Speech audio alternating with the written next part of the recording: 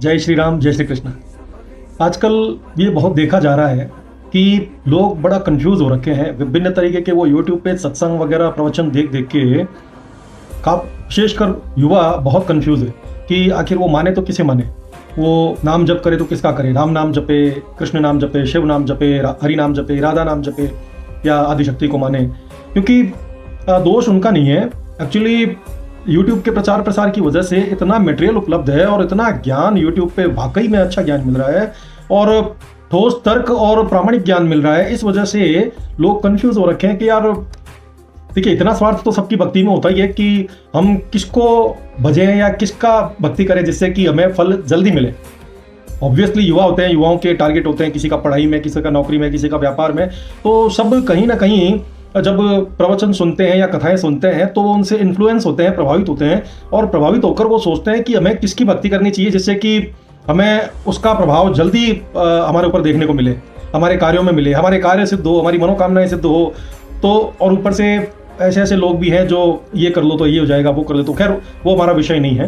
तो मैं अभी अपने आज के इस टॉपिक में 4 इंडेक्स की मैं सूची बनाऊंगा जिसमें लोगों का कन्फ्यूजन और जो कथाकार हैं वो अलग अलग कथा करते हैं, उनके संप्रदाय कौन से हैं। इस वजह से हमें क्लैरिटी होगी कि उन संप्रदायों की वजह से भी हमें अलग अलग तरीके का मटेरियल पढ़ने सुनने को मिल रहा है। तीसरा, देवी देवताओं का आपस में क्या संबंध है, किसकी भक्ति से हमें क्या मिल सकता है। और चौथा, निष्कर्ष स्वरूप की आखिर अब हमें क्या करना चाहिए।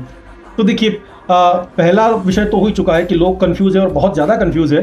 तो इस कंफ्यूजन को दूर करने के लिए आपको ये वीडियो पूरी देखनी होगी। थोड़ा सा 10 मिनट का, 12 मिनट का बन सकता है, लेकिन ये बहुत काम आने वाली चीज़ है आपकी। और चूंकि मेरे चैनल का नाम है प्रामाणिक भक्ति मार्ग, तो मैं ऐसी बातें बोलूंगा जो वाकई प्रामाणिक है ना। तो मैं आपको देखिए, अब अलग अलग तरीके की बातें बोलने वाले अलग अलग तरीके के जो संत महात्मा उपलब्ध है, कोई भी गलत नहीं है, सब अपनी जगह सही है। वो ऐसा क्यों करते हैं? देखिए, भक्ति में कई तरीके के संप्रदाय होते हैं। जैसे प्रभु श्री राम को मानने वाले संप्रदाय, जिसमें मुख्यतः रामानंदी संप्रदाय, रामदास की संप्रदाय, सगुण राम भक्ति संप्रदाय, निर्गुण राम भक्ति संप्रदाय। तो ये सब भगवान राम को मानते हैं और भगवान राम की ही कथाओं का वर्णन और वाचन किया करते हैं और उनसे भगवान मार्ग से जुड़ा होने की वजह से ये उन्हीं के मार्ग पे चलने के लिए लोगों को प्रेरित करते हैं। और देखिए, भारतीय संस्कृति में प्रभु श्री राम का जो स्थान है वो तो एक अलग ही है, हर कोई जानता है।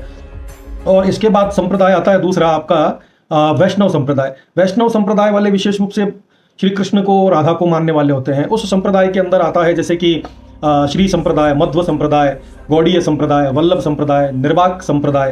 तो ये अलग अलग आचार्यों द्वारा, जो निम्बाचार्य, वल्लभाचार्य, इन सब द्वारा, आचार्यों द्वारा ये फलित किए गए और प्रसारित किए गए संप्रदाय है, जो कि आगे चल के उन्होंने अपना बड़ा रूप लिया और लोग, विभिन्न तरीके के लोग उनको मानने लगे।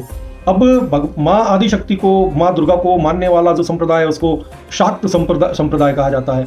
शाक्त संप्रदाय के अंदर आता है शाक्त तंत्र संप्रदाय, श्री विद्या संप्रदाय, काली कुल संप्रदाय और त्रिपुरा कुल संप्रदाय।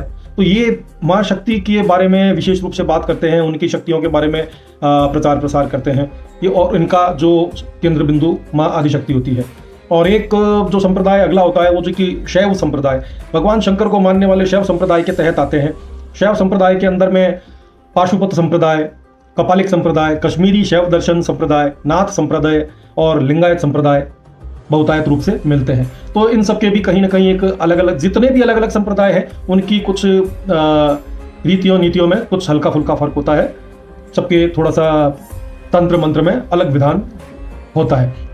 तो ये जो, और एक होता है स्मार्त संप्रदाय। स्मार्त होता है वो सभी देवी देवताओं को समान रूप से मानते हैं, तो वो स्मार्त संप्रदाय कहा जाता है।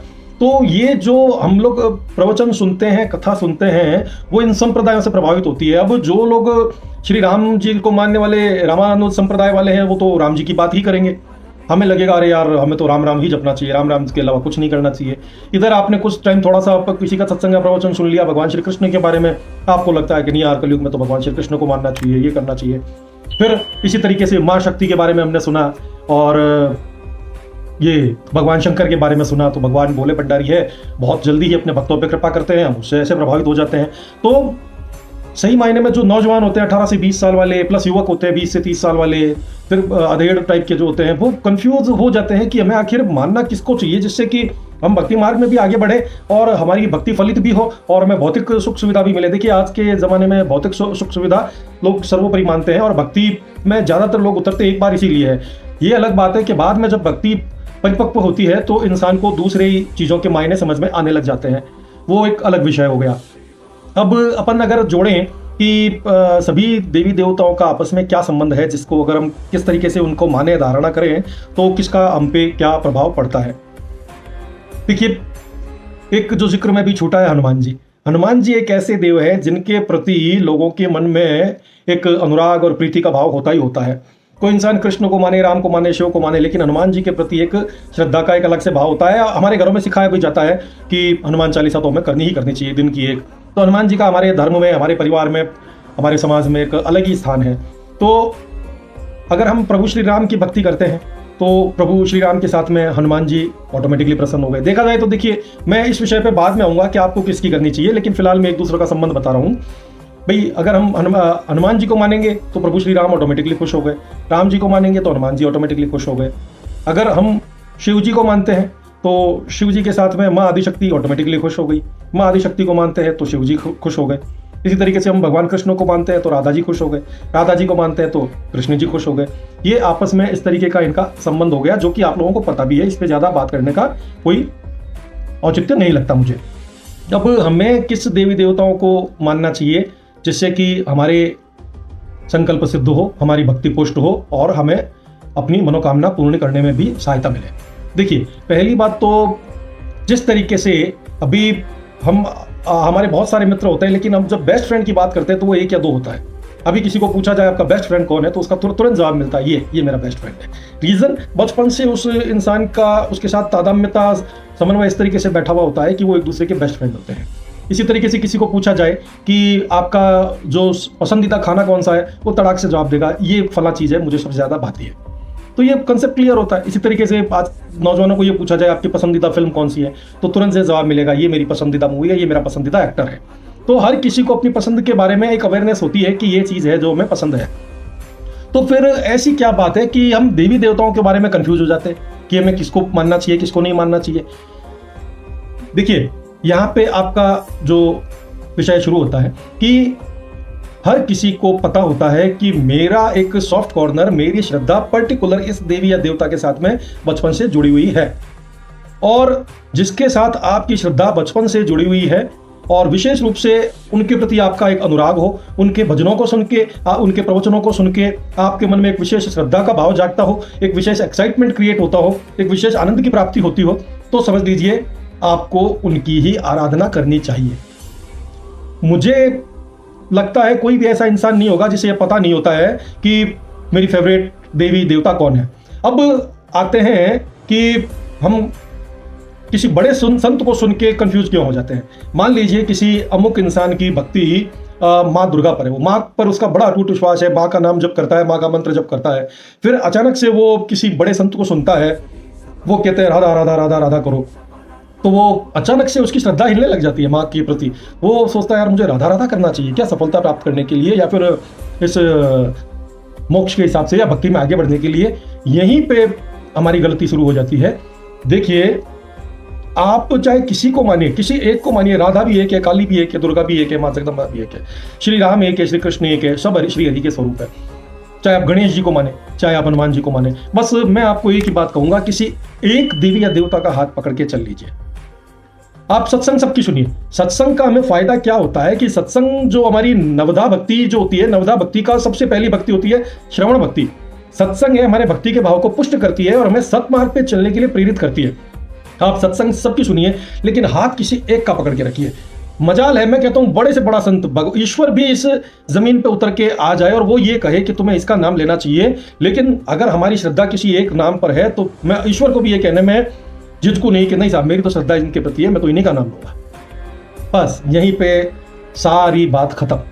आप गणेश जी को लाइक करते हैं, केवल गणेश जी का हाथ पकड़ लीजिए, किसी का आपको दूसरे का नाम लेने की दरकार नहीं है। आपको हनुमान जी पसंद है, राम पसंद है, माँ शक्ति पसंद है, शिव जी पसंद है, जो भी पसंद है उनका केवल हाथ पकड़ लीजिए और उसके अलावा आपको कुछ करने की दरकार नहीं है। अब मैं आपको एक बहुत बड़ा ब्रह्मास्त्र वाला पॉइंट बताने वाला हूं जो कि जीवन को बदलने वाला भी हो सकता है। और ये बड़े बड़े महात्माओं और बड़े बड़े साधकों द्वारा ये बताया गया पॉइंट है। आपको ये बात तो समझ में आ गई कि किसी भी संत महात्मा को सुन के आपको कंफ्यूज नहीं होना है, बल्कि किसी एक ही ईश्वर का आपको हाथ और साथ पकड़ना है, चाहे वो देवी माँ है चाहे कोई भी है, ठीक है। अब अगर आपके भाग्य, मान लीजिए आपने बचपन से राम का हाथ पकड़ रखा है, आप राम के परम भक्त हैं, अब आपके कुछ पूर्व जन्मों के कर्मों के हिसाब से, आपकी कुंडली के हिसाब से भगवान शंकर का आपके साथ जुड़ाव होना होगा, तो मैं आपको दावे के साथ कह सकता हूं कि प्रभु श्री राम आपको एक ऐसा रास्ता दिखाएंगे कि आप ऑटोमेटिकली भगवान शंकर की तरफ शिफ्ट हो जाओगे, आपको पता ही नहीं चलेगा कि आप कैसे शिफ्ट हो गए। इसी तरीके से आप भगवान शंकर के अनन्य भक्त हैं, लेकिन पूर्व जन्म के कर्मों के हिसाब से या कुंडली के हिसाब से आपकी जो माँ जगदम्बा के अंदर प्रीति होनी चाहिए, भगवान शंकर आपको अपने आप ऐसा निर्देशन देंगे, ऐसा आपका मार्गदर्शन करेंगे कि वो आपको शक्ति तक पहुंचा देंगे और फिर आपका साथ शक्ति से जुड़ जाएगा। इसे कहते हैं कि जब हम किसी को अपना इष्ट मानते हैं तो हमारा इष्ट ही हमारा हाथ पकड़कर हमें निर्दिष्ट दिशा में आगे बढ़ा देते हैं कि तेरे लिए ये सही है और ये सही नहीं है। बहुत बड़ी बात कही है, बहुत गूढ़ और बहुत रहस्यात्मक बात कही है और बहुत मानने वाली बात कही है।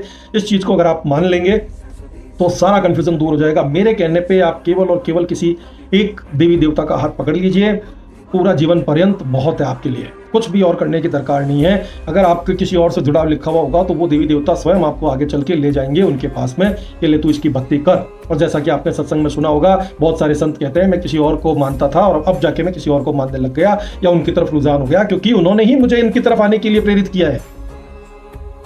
बस यही करिए, ईश्वर के लिए कंफ्यूज मत होइए, किसी एक का हाथ पकड़िए। राम राम करते हैं तो केवल राम राम जपिए और राम जी का मंत्र जपिए। अगर माँ दुर्गा को मानते हैं तो केवल उनका नाम जप करें और उनका मंत्र जप करें, कंफ्यूज मत होइए। अगर आप किसी एक का हाथ पकड़ लेंगे तो आपको मंत्र सिद्धि मिलेगी, जाप सिद्धि मिलेगी, आपको संकल्प सिद्धि मिलेगी, आपको सारी सिद्धियां मिल जाएगी और अदरवाइज आपको कुछ भी नहीं हासिल होगा। इधर से उधर मंदिर बदलते रहिएगा और अलग अलग मंदिरों में आप अलग अलग चीजें चढ़ाते रहिएगा, ज्यादा फायदा आपको नहीं होगा। जो सिद्धि वाली बात है वो नहीं होगी, जिसे प्योर भक्ति की बात होती है वो प्योर भक्ति आपको नहीं मिल पाएगी। तो आशा करता हूँ आपको मेरी ये बातें समझ में आई होगी और नई लगी होगी। आपको अगर वीडियो पसंद आए तो लाइक करें, इसे शेयर करें और चैनल को सब्सक्राइब भी करें। मैं कोशिश करूँगा ऐसा मटेरियल आपके सामने लाता रहूँगा जो कि नया है, अलग है और भक्ति के रास्ते पर हमें प्रामाणिक तौर पर मार्गदर्शित करने की क्षमता रखता हो। राधे राधे, जय श्री कृष्णा, जय श्री राम।